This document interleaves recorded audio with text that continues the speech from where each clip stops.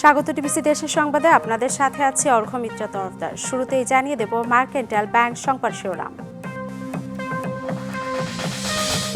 মাগুরায় চিরঘুমে পাশবিকতার শিকার শিশু আসিয়া, দৃষ্টান্তমূলক শাস্তি চায় পরিবার। ধর্ষকদের বাড়িতে আগুন দিল বিক্ষুব্ধ জনতা।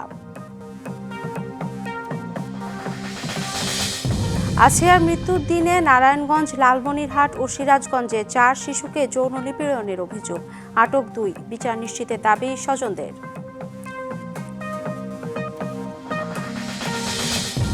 জাতিসংঘ মহাসচিবকে নিয়ে রোহিঙ্গা আশ্রয়কেন্দ্র পরিদর্শনে কক্সবাজার যাচ্ছেন প্রধান উপদেষ্টা। ইফতার করবেন রোহিঙ্গাদের সাথে।